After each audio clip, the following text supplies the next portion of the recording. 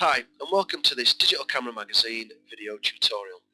My name's Ben Birchall and I'm going to show you a great way to get much better skies on your silhouette shots.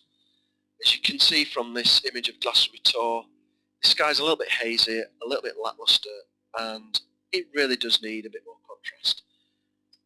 We want something like this. As you can see, the impact's there, it's got the X factor, and the silhouette's nice and strong with a very colourful sky. Simple to do and fun to do. So I'll close this one down. You'll need to open the original image from the disk, and before we start editing in earnest, I am going to change the mode to a full screen mode. So cycling F on the keyboard will give me a much better background to actually work on my image without interruption. I'm moving it there, just pressing the space bar, keeping my finger on the space bar, and the hand tool comes up, and I can move it up to one corner. Okay, so the first thing we need to do is to place a graduated filter over that sky to bring in some colour. So I'm going to use the new adjustment layer. I'm going to choose a gradient, and as you can see, it puts the colour at the bottom and leaves the blank space at the top, or the affected portion. Now we can reverse that by clicking on reverse, and I want to change the colour, and the colour is changed using these little colour stops. But before I do that, as you can see, it actually fades down here into clear. Now I want that to go to white, so I'm just going to click on that one. As you can see, the image has disappeared. Not to worry, we will sort that out when we come to the blending mode. But double clicking this little colour stop, I can select a colour, and I'm going to go for something that's nice and bright and yellowy. There we are. OK, I'm going to click OK on this one, click OK on the gradient, and clicking on the blending mode and selecting the normal, I can use the arrows now to move up and down and select which one looks or feels best. This is a good tip for generally using blending modes when you're editing with layers, but I find that colour works best on silhouettes, so I will scroll through until I hit colour. There we are. It unaffects the really deep shadows, but it will put a nice colour wash on that sky. I might take the opacity down to around about 75%, 71, 73.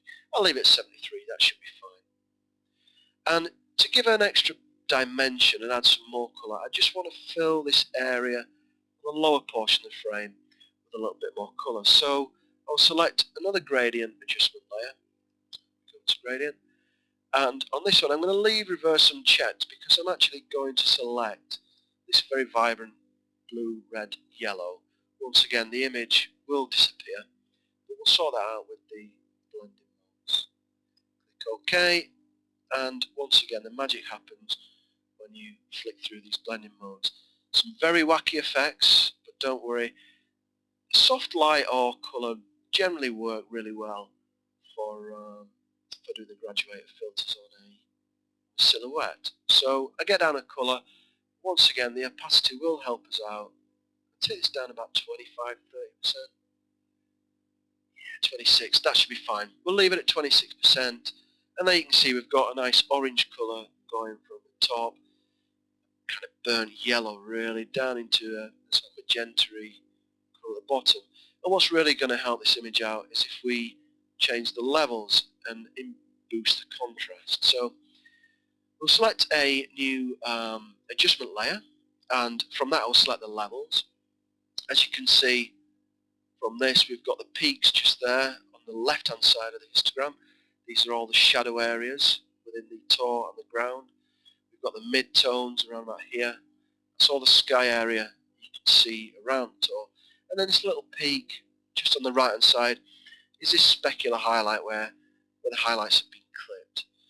And a good tip when using the levels is to hold down the Alt key and drag the sliders, and you'll see where the pixels start to clip. So from there I know that all the pixels in the shadow area in the toe have clipped. Take my finger off and you can see that we've got a nice crisp deep silhouetted tone. For the highlights, it's the same. You can use the Alt key. It will show you where it's clipped, but really on this instant, just a visual would be better, because we want to take the highlights up a little bit in these areas, but we don't want to blow out too much of this specular highlight where the sun's actually blown. I'm going to click OK on that, and I would finish this off generally with a little bit of dodging and burning. Now, there's no need to go mad and use any more adjustment layers. Quite simply, click on the burn tool, and on the burn we will select the shadows, keep the exposure around about 7%, and just nip in the shadows at the top corners of this image, just to give it a slight vignette effect. We could even do some of the clouds just down in the lower half, both sides, and we just run that around maybe 2 or 3 strokes, and that should be enough just to give it an extra little edge. And there we go. That's how you do skies and improve the skies on your silhouettes to give them much more